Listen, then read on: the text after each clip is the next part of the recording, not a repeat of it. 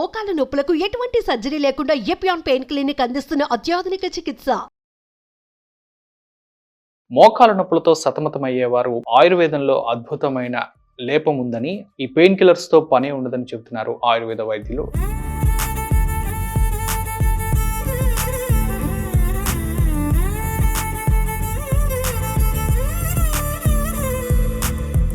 Hi, hello, నమస్తే.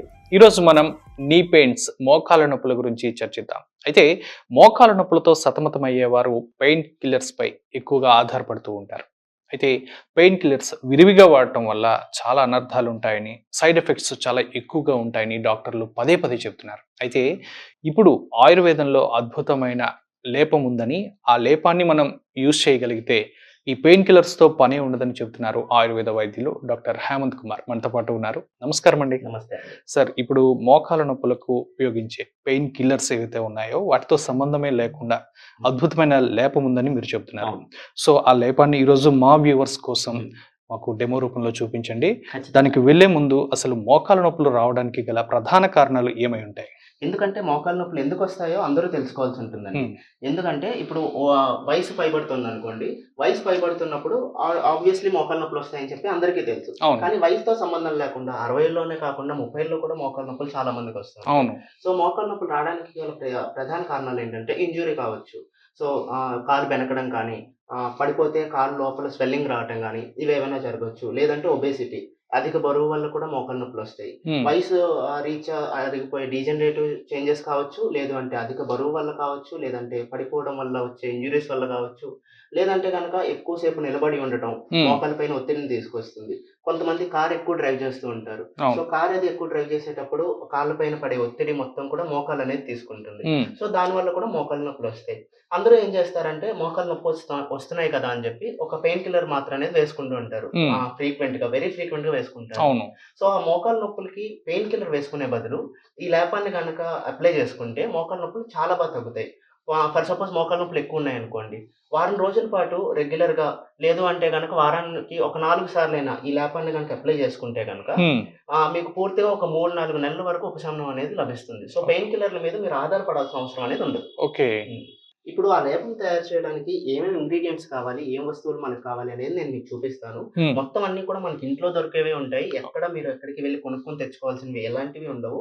So మొత్తం completely home remedy అనేది నేను మీకు చూపిస్తాను. సో ఇప్పుడు మనకి రెమెడీకి కావాల్సిన ఇంగ్రీడియంట్స్ అన్ని ఒకసారి చూసుకుందాం. రైట్. ఇప్పుడు మనకి ప్రధానంగా కావాల్సిన ఇంగ్రీడియంట్ ఏంటంటే అల్లం. అల్లం మనం కొంచెం పేస్ట్ చేసుకోవాలన్నమాట. సో ఇలా మిక్సీ పట్టుకుంటే కనుక మనకి మెత్తటి పేస్ట్ అయిపోతుంది. అల్లం తీసుకోవాల్సి ఉంటుంది. అల్లం ఎందుకు తీసుకుంటామంటే అల్లంలో anti inflammatory and antioxidant properties ఉంటాయి. సో అది వాపు కానీ ఏమైనా ఉంటే వాపును తగ్గించడానికి బాగా యూస్ అవుతుంది అనమాట. తర్వాత మనం తీసుకోవాల్సింది పసుపు. సో అల్లం మనకి ఒక 15 to 20 గ్రామ్స్ సరిపోతుంది. సో అల్లం తర్వాత మనం తీసుకోవాల్సింది పసుపు. పసుపులో కూడా యాంటీ ఇన్ఫ్లమేటరీ ప్రాపర్టీస్ ఉంటాయి. మనకి చూసుకుంటే పసుపుని చాలా వాటిలో వాడుతూ ఉంటారు. ఆయుర్వేదిక్ ప్రోడక్ట్ చాలా వాటిలో పసుపు ఉంటూ ఉంటుంది.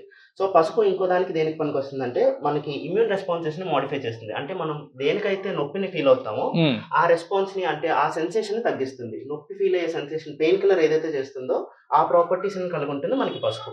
సో పెయిన్ కిల్లర్ బదులు మనం ఇది అందుకు తీసుకోవచ్చు, లేకపోతే అందుకు అప్లై చేసుకోవచ్చు అని నేను క్లియర్ గా చెప్తున్నాను అనమాట. సో తర్వాత తీసుకోవాల్సింది మిరియాలు పౌడర్ చేసేసుకోవాల్సి ఉంటుంది.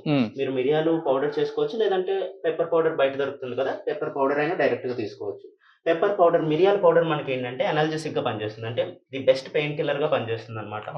సో అందుకని చెప్పి పెప్పర్ పౌడర్ తీసుకుంటారు. సో దాంతో పాటు మీకు ఆవ నూనె కూడా తీసుకోవాల్సి ఉంటుంది. ఆవ నూనె దేనికి పనిచేస్తుందంటే ఆవ నూనె కూడా మంచి అనాల్జెసిక్ అనమాట. మనకి బ్లడ్ సప్లైని, మోకాల ఏరియాలో బ్లడ్ సప్లైని బాగా పెంచుతుంది. సో బాగా బ్లడ్ సప్లై పెరగడం వల్ల మీకు నొప్పి సెన్సేషన్, పెయిన్ సెన్సేషన్ అంతా కూడా రిలీవ్ అయినట్టు మీరు మంచి ఫీలింగ్ పొందుతారు. సో వీటితో పాటు మీరు కావాలంటే ఎప్సమ్ సాల్ట్ యాడ్ చేసుకోవచ్చు. నేను ఇందాకే మీకు చెప్పాను కదా, అందరికి ఇంట్లో దొరికే వాటితోనే చేసి చూపిస్తానని. ఎప్సమ్ సాల్ట్ అందరూ ఇంట్లో పెట్టుకోరు కాబట్టి ఎప్సమ్ సాల్ట్ అనేది నేను ఇంక్లూడ్ చేసుకోలేదు. కావాలి అంటే మీకు ఇంట్లో అవైలబుల్ గా ఉంటే ఎప్సమ్ సాల్ట్ యాడ్ చేసుకోవచ్చు, లేకపోయినా కూడా పర్వాలేదండి. ఎప్సమ్ సాల్ట్లో ఏంటంటే మెగ్నీషియం అండ్ సల్ఫేట్ అనే 2 కాంపోనెంట్స్ ఉంటాయి. సో అవి ఏంటంటే బాగా పెయిన్ తగ్గిస్తాయి అనమాట. పెయిన్ని తర్వాత అక్కడ ఉండే వాపుని కూడా బాగా తగ్గించడానికి యూజ్ అవుతాయి. ఓకే. సో మనం ఆవ నూనె అయితే తీసుకున్నాం కదా, ఆవ నూనెని కొంచెం వేడి చేసుకోవాలన్నమాట. మనకి ఈ ప్రాసెస్ అనే కాదు, ఆయుర్వేదంలో ఏ ప్రాసెస్ లో అయినా మనం నూనె వేడి చేసుకున్నప్పుడు నూనెని డైరెక్ట్ గా మంట మీద పెట్టి వేడి చేయకూడదు. వేడి చేస్తే దాంట్లో ఉన్న మెడిసిన్ ప్రాపర్టీస్ అన్ని కూడా కోల్పోతుంది అనమాట. సో నూనెని డబుల్ బాయిలింగ్ మెథడ్ లో ఇలా వేడి చేసుకోవాలి. అంటే ఒక కంటైనర్ లోకి నీళ్లు తీసుకుని అవి వేడి చేస్తూ నీళ్లు వేడెక్కుతాయి కదా, ఆ వేడితో మనం నూనెని వేడి చేసుకోవాలి. సో కింద మనం ఆ వాటర్ ని హైలో పెట్టుకోవచ్చు, ప్రాబ్లం ఏం లేదు. నూనె కొంచెం వేడెక్కగానే, కొంచెం కాదు బాగానే వేడెక్కనివ్వండి, ఎందుకంటే మనకి ఇంకా ప్రాసెస్ ఉంది కదా, ఆ ప్రాసెస్ అయ్యే లోపు ఆయిల్ కొంచెం చల్లదే అవకాశం ఉంటుంది కాబట్టి కొంచెం వేడెక్కొచ్చు ఆయిల్. ప్రాబ్లం డైరెక్ట్ గా అయితే ఆయిల్ మనం హీట్ చేయకూడదండి. ఇలా దీన్ని మనం డబుల్ బాయిలింగ్ మెథడ్ అంటాం. సో ఈ డబుల్ బాయిలింగ్ మెథడ్ లో మాత్రమే ఆయిల్ హీట్ చేసుకోవాల్సి ఉంటుంది. ఇప్పుడు మనం ఆయిల్ హీట్ చేసుకున్నాం కదా, హీట్ చేసుకున్న తర్వాత మనం ఏంటంటే ఒక టేబుల్ స్పూన్ ఆఫ్ అల్లం పేస్ట్ చేసుకున్నాం కదా ఆల్రెడీ, పేస్ట్ చేసుకున్న అల్లం అనేది మనం బౌల్లోకి తీసుకోవాలండి. బౌల్లోకి తీసుకున్న తర్వాత దాంతోపాటు ఒక టేబుల్ స్పూన్ మిరియాల పౌడర్ తీసుకోవాలి. మిరియాల పౌడర్ తీసుకున్నారు. అండ్ దాంతోపాటు కొంచెం లైట్గా హాఫ్ టేబుల్ స్పూన్ అనుకోండి, హాఫ్ టేబుల్ స్పూన్ పసుపు తీసుకుంటారు. సో తీసుకుని మొత్తం దీన్ని బాగా ప్రెస్ చేసుకోవాలి, అంటే బాగా కలుపుకోవాలన్నమాట. సో కలుపుకుంటే ఇది ముద్దలా అవుతుంది. ఇది ముద్ద అయ్యే వరకు కలుపుకోవాల్సి ఉంటుందండి. అల్లం మనం వాటర్ కంటెంట్ కలిగి ఉంటుంది కాబట్టి ప్రాబ్లం ఉండదు. ఇవన్నీ కూడా తీసుకుని, ఇవన్నీ డ్రై సబ్స్టెన్సెస్ అయినా కూడా అల్లంలో ఉండే వాటర్ కంటెంట్ వల్ల ఇది బాగానే ముద్దగా అయిపోతుంది అనమాట. సో మనం లేపం తయారు చేయడానికి కావాల్సిన కన్సిస్టెన్సీ అనేది వస్తుంది. సో ఇప్పుడు దీంట్లో మనం ఒక 2 to 3 టేబుల్ స్పూన్స్, ఇది చిన్న స్పూన్ తీసుకున్నాను. సో క్వాంటిటీ ఈజీగా తెలుస్తుందని చెప్పి నేను చిన్న స్పూన్ తీసుకున్నాను. మీరు కూడా చిన్న స్పూన్ తీసుకుంటే కనుక మీరు ఎక్కువ ఆయిల్ వేయక్కర్లేకుండా కరెక్ట్గా ఆయిల్ వేసుకునేలాగా మీకు ఇబ్బంది లేకుండా ఉంటుంది.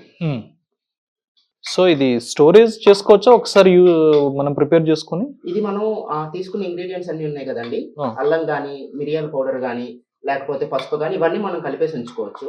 కలిపేసి ఉంచుకుని ఎప్పటికప్పుడు మనం ఆవ నూనె వేడి చేసుకుని అందులో యాడ్ చేసుకుంటే కనుక సరిపోతుంది. మనకు కావాల్సిన లేపానికి కావాల్సిన హీట్ అనేది ఆవ నూనె నుంచి వస్తుంది, మనం అదొక్కటే హీట్ చేసాం కాబట్టి.